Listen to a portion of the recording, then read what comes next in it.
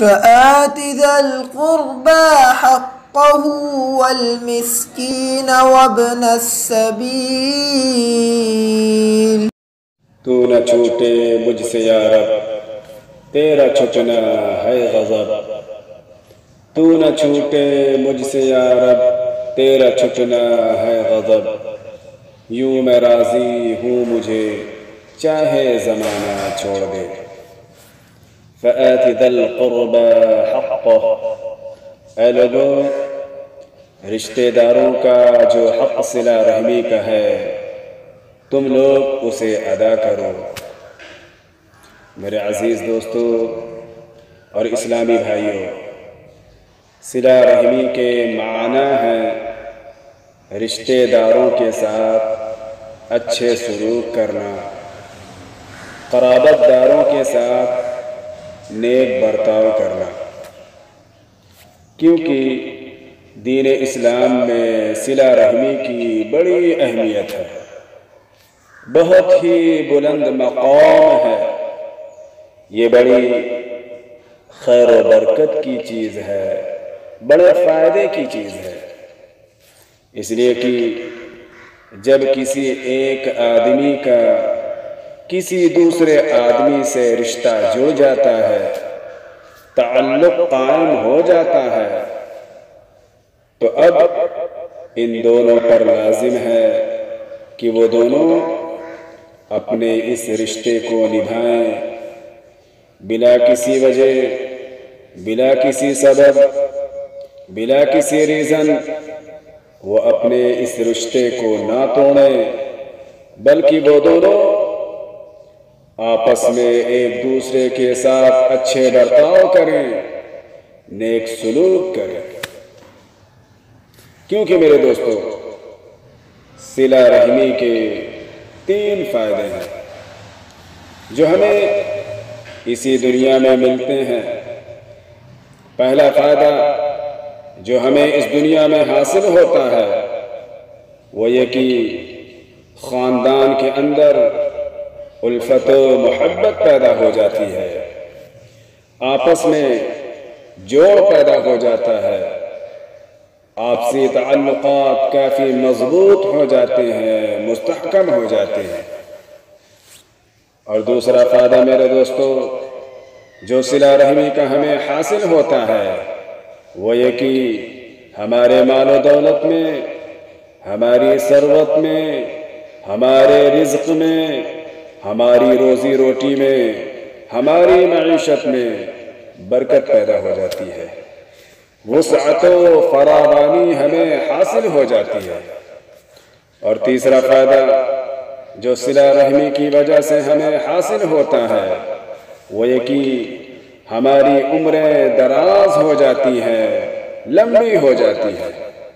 یہ 3 فائدے ہیں صلہ رحمی کے جو ہمیں دنیا ہی میں مل جاتے ہیں۔ اب اے مسلمانوں، اگر تم چاہتے ہو کہ آپس میں تمہارے درمیان الفت و محبت پیدا ہو جائے، تمہارے تعلقات مضبوط ہو جائیں، تمہارے درمیان جوڑ پیدا ہو جائے، تو تم صلہ رحمی کو اختیار کر لو اور قطع رحمی سے اپنے آپ کو ہمیشہ کے لیے دور رکھو۔ اے مسلمانوں، اگر تم چاہتے ہو کہ تمہارے رزق میں فراوانی پیدا ہو جائے، تمہارے مال و دولت میں اضافہ ہو جائے، تمہاری روزی روٹی میں برکت پیدا ہو جائے، تو تم صلہ رحمی کے عمل کو اپنا لو اور قطع رحمی سے کوسوں دور رہو۔ اے مسلمانوں، اگر تم چاہتے ہو اللہ تعالی تمہاری عمروں میں برکتیں عطا فرمائے، تمہاری عمریں دراز کرے، لمبی کرے، تو تم صلہ رحمی کے عمل کو اختیار کر لو اور قطع رحمی کو اپنے ہر زندگی کے ہر شعبے سے نکال کر باہر پھینک دو۔ کیونکہ میرے دوستو صلہ رحمی کا مطلب یہ نہیں ہے کہ ہم صرف اچھے سلوک کرنے والوں کے ساتھ اچھا سلوک کریں، بلکہ صلہ رحمی تو یہ ہے کہ ہم قطع رحمی کرنے والوں کے ساتھ بھی اچھے سلوک کریں، بدسلوکی کرنے والوں کے ساتھ بھی ہم نیک برتاؤ کریں، اچھے برتاؤ کریں، کیونکہ حدیث پاک کے اندر آتا ہے لیس الواصل بالمکافی ولكن الواصل الذي اذا قطعت رحمه وصلها۔ وہ آدمی صلہ رحمی کرنے والا نہیں ہے جو برابر سرابر کا معاملہ کرے، صلہ رحمی کرنے والا تو وہ ہے جو دوسروں کے توڑنے پر صلہ رحمی کرے۔ مگر میرے دوستو، آج ہمارے سماج میں، ہماری سوسائٹی میں، ہمارے معاشرے میں عوام الناس کا یہ مزاج بن گیا ہے اور لوگوں نے یہ طے کر لیا ہے جفا کرو گے جفا کریں گے، ستم کرو گے ستم کریں گے، آج سے میرا یہ فیصلہ ہے جو تم کرو گے وہ ہم کریں گے۔ دوستو، آج کل لوگ زبان قال سے تو نہیں مگر زبان حال سے یہی کہہ رہے ہیں ہم تو صرف انہی لوگوں کے ساتھ اچھے سلوک کریں گے جو لوگ ہمارے ساتھ اچھے سلوک کرتے ہیں، ہم صرف انہی لوگوں کے ساتھ نیک برتاؤ کریں گے جو لوگ ہمارے ساتھ نیک برتاؤ کرتے ہیں، جبکہ صلہ رحمی کا یہ مطلب بالکل نہیں ہے۔ ایک صحابی رضی اللہ تعالی عنہ حضور علیہ السلام کی خدمت میں حاضر ہوئے اور عرض کیا، اے اللہ کے رسول، میرے رشتہ دار ہیں، میں ان سے رشتے جوڑنا چاہتا ہوں مگر وہ توڑنے پر لگے رہتے ہیں، میں ان پر احسان کرتا ہوں اور وہ میرے ساتھ برائی کرتے ہیں، میں ہر معاملے میں تحمل سے کام لیتا ہوں، صبر کرتا ہوں، برداشت کرتا ہوں، مگر وہ جہالت پر اترے رہتے ہیں، وہ میرے ساتھ جاہلوں کی طرح پیش آتے ہیں۔ ان کی یہ بات سن کر اللہ کے رسول صلی اللہ علیہ وسلم نے فرمایا، اگر تو اپنے بول میں سچا ہے، اپنے قول میں سچا ہے، تو تو ان کے منہ میں خاک ڈال رہا ہے، یعنی وہ خود ذلیل و رسوا ہوں گے اور تیرے ساتھ اللہ کی مدد رہے گی اس وقت تک جب تک تو اپنی اس عادت پر جمع رہے گا۔ تو نہ چھوٹے مجھ سے یا رب، تیرا چھٹنا ہے غضب، یوں میں راضی ہوں مجھے چاہے زمانہ چھوڑ دے۔ جب تک اللہ تعالیٰ کی مدد کسی کے ساتھ رہتی ہے، نہ کسی کی برائی اسے نقصان پہنچا سکتی ہے، نہ کسی کا قطع تعلق نفع پہنچنے سے اس کے لیے مانع ہو سکتا ہے۔ اس لیے میرے عزیز دوستو، ہر گناہ کی سزا آخرت میں ملنے والی ہے، مگر کچھ گناہ ایسے بھی ہیں جن کی سزائیں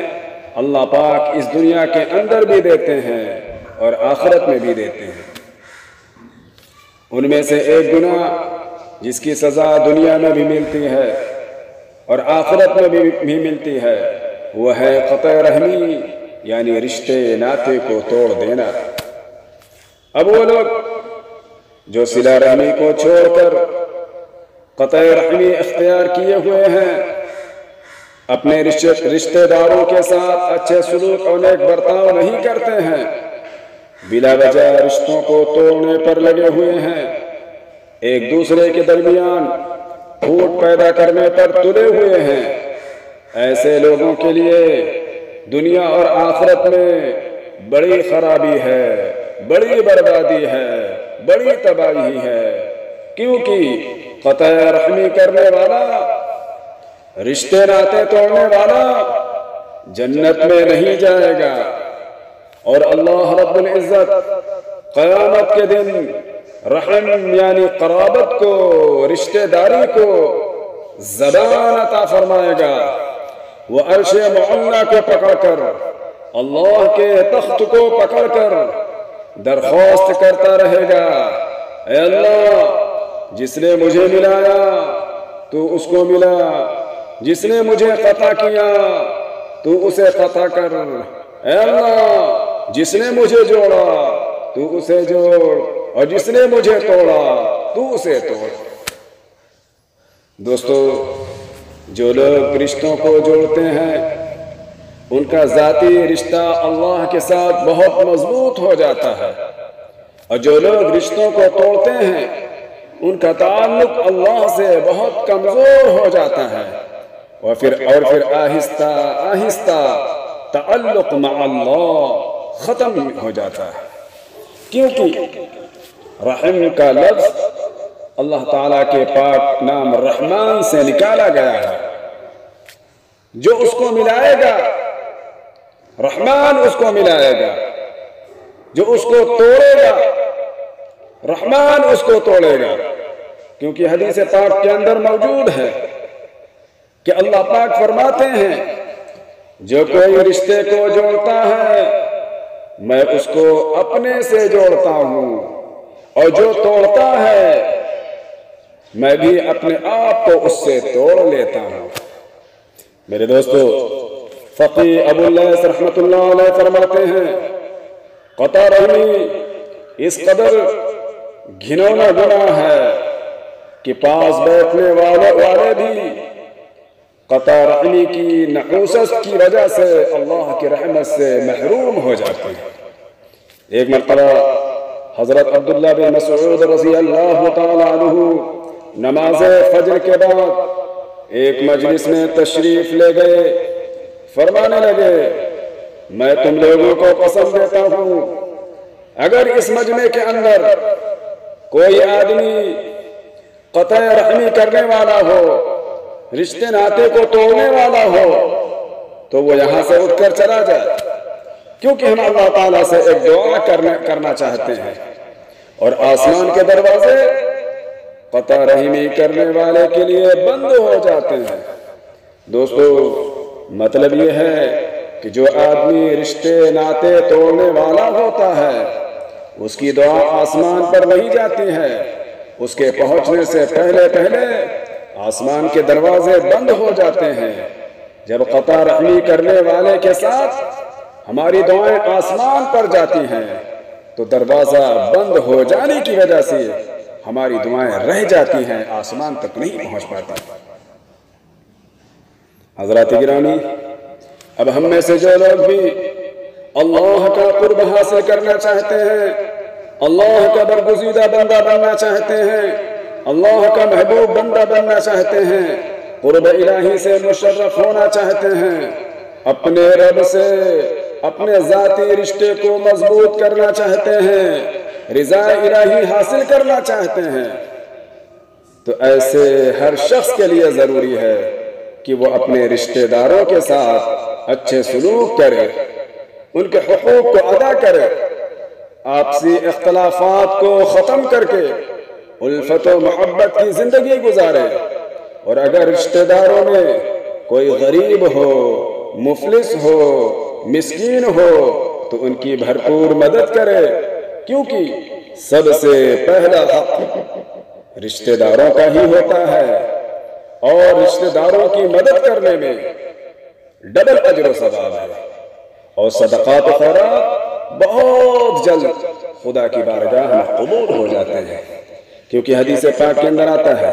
الصدقۃ علی المسکین صدقہ وہی علی ذی الرحم سنتان صدقۃ وصلہ۔ غریب پر صدقہ کرنے سے صرف صدقے کا ثواب ملتا ہے، اور رشتہ دار پر صدقہ کرنے سے صدقہ اور صلہ رحمی دونوں کا ثواب ملتا ہے۔ اللہ تعالی ہم سبھی لوگوں کو اپنے رشتہ داروں کے ساتھ نیک سلوک، نیک برتاؤ کرنے کی توفیق عطا فرمائے، اور ہم سب کو وہ ساری باتیں جو ہم لوگوں نے کی ہے اس پر عمل کی توفیق عطا فرمائے۔ وآخر دعوانا ان الحمد للہ رب العالمین۔